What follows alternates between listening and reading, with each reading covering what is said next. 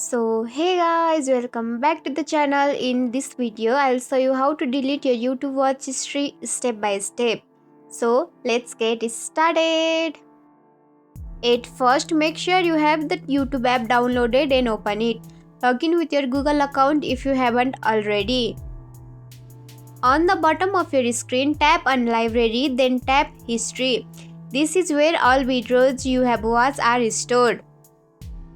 If you want to remove a single video, just tap the three dots beside it and select remove from watch history.